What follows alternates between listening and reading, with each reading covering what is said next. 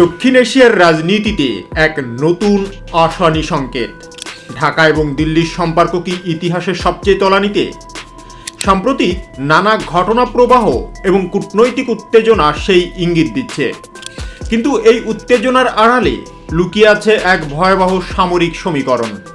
আজকের ভিডিওতে জানবেন এমন সব তথ্য যা মিডিয়ায় আপনি কখনোই শোনেননি। তাই শেষ পর্যন্ত ভিডিওটি দেখুন, কারণ শেষে লুকিয়ে আছে আসল রহস্য।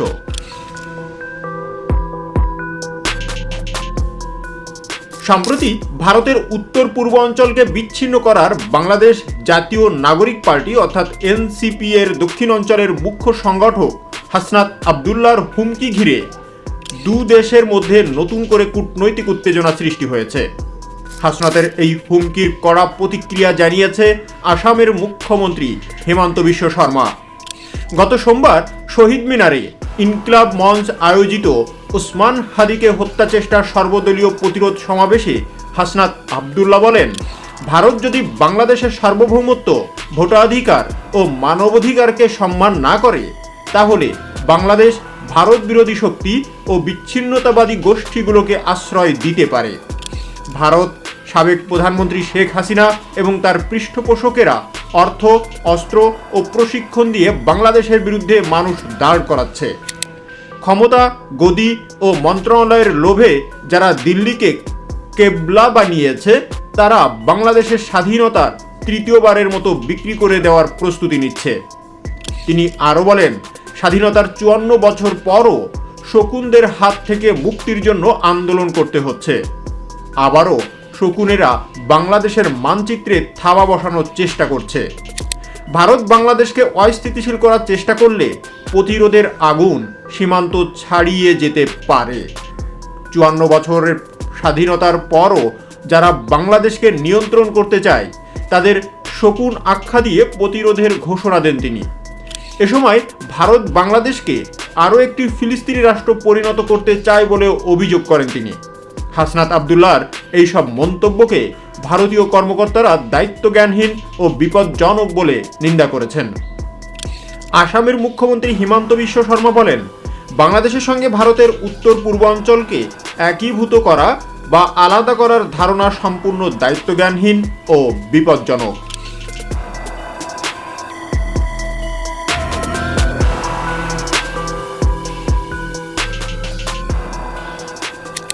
তিনি বলেন, গত 1 বছরে বারবার এমন বক্তব্য আসছে যে ভারতের উত্তর পূর্বাঞ্চলকে বিচ্ছিন্ন করে বাংলাদেশে যুক্ত করা উচিত। আসামের মুখ্যমন্ত্রী হিমন্ত বিশ্ব শর্মা আরও বলেন, ভারত একটি বড় দেশ, একটি পরমাণু শক্তিধর রাষ্ট্র এবং বিশ্বের 4র্থ বৃহত্তম অর্থনীতি। বাংলাদেশ কিভাবে এমন কথা ভাবতে পারে? তিনি হুঁশিয়ারি দিয়ে বলেন, এই ধরনের শত্রুতামূলক আচরণ চলতে থাকলে ভারত চুপ থাকবে না, প্রয়োজনে শিক্ষা দিতে হতে পারে। তবে যদি ঢাকা দিল্লি সংঘাত চরম পর্যায়ে পৌঁছায়, তবে বাংলাদেশ সেনাবাহিনী কি সক্ষম এই চিকেন স্নেক কেটে দিতে? 7 সিস্টার্সকে কি সত্যি ভারত থেকে বিচ্ছিন্ন করে দখলে নেওয়া সম্ভব? চিকেন স্নেক বা শিলিগুড়ি করিডর কেন এত গুরুত্বপূর্ণ? এটি পশ্চিমবঙ্গ রাজ্যের শিলিগুড়ি শহরের আশেপাশে অবস্থিত একটি সংকীর্ণ ভূখণ্ড। এর এক পাশে নেপাল, এক পাশে ভুটান এবং দক্ষিণ পাশে বাংলাদেশ। এই করিডোরটির সবচেয়ে সরু অংশটি মাত্র 17 কিলোমিটার চওড়া।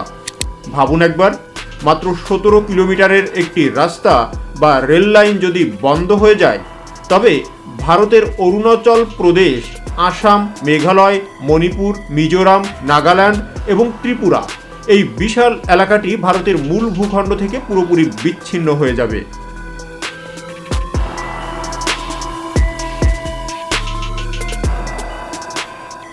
এই অঞ্চলটি ভারতের জন্য কৌশলগতভাবে অত্যন্ত স্পর্শকাতর। চীনের সাথে ডোকলাম বিবাদের সময় আমরা দেখেছি ভারত কতটা নিশ্চিন্তে ছিল, কারণ চীন যদি উত্তর দিক থেকে এবং বাংলাদেশ যদি দক্ষিণ দিক থেকে চাপ সৃষ্টি করে, তবে এই করিডোরটি শ্বাসরুদ্ধ হয়ে পড়বে। বাংলাদেশের তেঁতুলিয়া বর্ডার থেকে এই করিডোরের দূরত্ব এতটাই কম যে আধুনিক আর্টিলারি বা রকেট লঞ্চারের রেঞ্জের মধ্যেই এটি পড়ে। এখন প্রশ্ন হলো, বাংলাদেশ কি এই করিডোর ব্লক করার সামরিক সক্ষমতা রাখে? এক দশক আগের বাংলাদেশ আর আজকের বাংলাদেশের সামরিক শক্তির মধ্যে আকাশ পাতাল তফাৎ। ফোর্সেস গোল 2030 বা ফোর্সেস গোল 2013 এর আওতায় বাংলাদেশ সেনাবাহিনী, নৌবাহিনী এবং বিমান বাহিনীকে ঢেলে সাজানো হয়েছে। সবচেয়ে বড় কথা হলো, বাংলাদেশ সেনাবাহিনী জাতিসংঘের শান্তিরক্ষা মিশনে কাজ করার সুবাদে অত্যন্ত পেশাদার এবং যুদ্ধের বাস্তব অভিজ্ঞতা সম্পন্ন। তাদের গেরিলা যুদ্ধের ইতিহাস এবং বর্তমানের কমান্ডো সক্ষমতা যে কোনো প্রতিপক্ষের জন্য ভয়ের কারণ।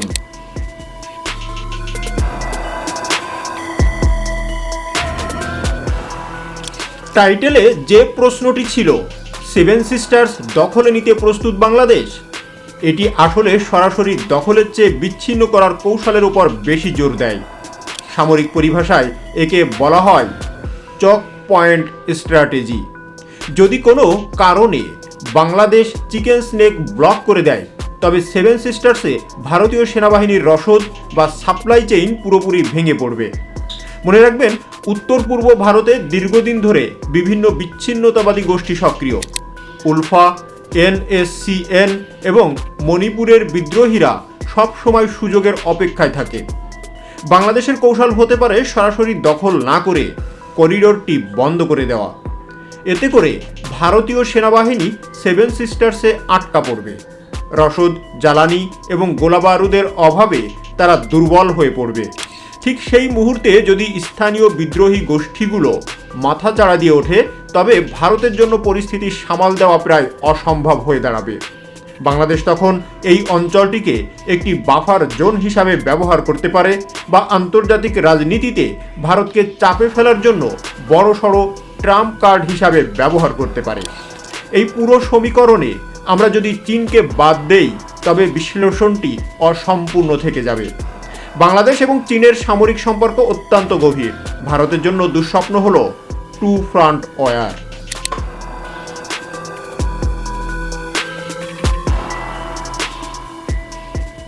কল্পনা করুন, বাংলাদেশ সীমান্তে উত্তেজনা শুরু হয়েছে এবং শিলিগুড়ি করিডর হুমকির মুখে। ঠিক সেই সময় চীন যদি অরুণাচল প্রদেশ বা ডোকলাম সীমান্তে তাদের সৈন্য সমাবেশ ঘটায়, তখন ভারতীয় সেনাবাহিনীকে একই সাথে উত্তর এবং পূর্ব দুই ফ্রন্টে যুদ্ধ করতে হবে। চিকেন স্নেক যদি বাংলাদেশ বন্ধ করে দেয়, তবে চীন অনায়াসেই অরুণাচল প্রদেশে ঢুকে পড়তে পারবে। এই জিওপলিটিক্যাল মাস্টার প্ল্যানে বাংলাদেশ এবং চীন একে অপরের পরিপূরক হতে পারে। বেইজিংয়ের সাথে ঢাকার ঘনিষ্ঠতা দিল্লির এই ভয়ের প্রধান কারণ। তবে বন্ধুরা, মুদ্রার উল্টো পিঠও আছে। ভারত বিশ্বের অন্যতম সেরা সামরিক শক্তি। তাদের রয়েছে বিশাল সেনাবাহিনী, পারমাণবিক অস্ত্র এবং শক্তিশালী বিমান বাহিনী। বাংলাদেশ যদি এমন কোনো পদক্ষেপ নেয়, তবে তার প্রতিক্রিয়া হবে ভয়াবহ। ভারত সর্বশক্তি দিয়ে পাল্টা আক্রমণ চালাবে, যা বাংলাদেশের অস্তিত্বের সংকট তৈরি করতে পারে। এছাড়া আন্তর্জাতিক সম্প্রদায়, বিশেষ করে আমেরিকা ও পশ্চিমারা ভারতের পক্ষ নিতে পারে।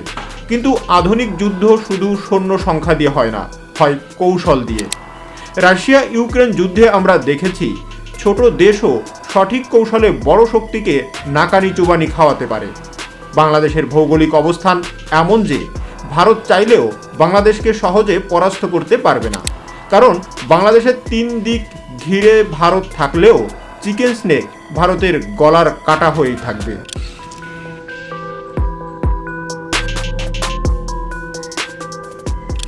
পরিশেষে বলা যায়, বাংলাদেশ সেনাবাহিনী সরাসরি সেভেন সিস্টার্স দখল না করলেও চিকেন স্নেক ব্লকেড বা বিচ্ছিন্ন করার পূর্ণ সক্ষমতা রাখে।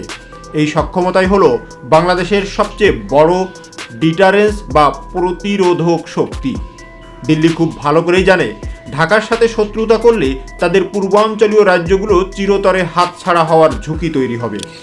উত্তপ্ত ঢাকা দিল্লি সম্পর্কের এই সময় চিকেন স্নেক বা শিলিগুড়ি করিডরই হতে পারে গেম চেঞ্জার। এখন প্রশ্ন হলো, দিল্লি কি সেই ঝুঁকি নেবে, নাকি ঢাকার সাথে সম্পর্ক উন্নয়ন ঘটাবে?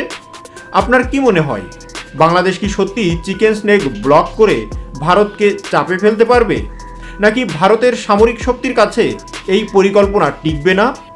আপনার মূল্যবান মতামত নিচেই কমেন্টস করে অবশ্যই জানাবেন। আমাদের চ্যানেলটি সাবস্ক্রাইব করুন এবং এই ধরনের আরও গভীর বিশ্লেষণমূলক ভিডিও পাওয়ার জন্য চ্যানেলটি সাবস্ক্রাইব করে পাশে থাকা বেল আইকনটি প্রেস করতে ভুলবেন না। খুব শীঘ্রই দেখা হবে নতুন কোনো আপডেটেড বিষয় নিয়ে। ধন্যবাদ।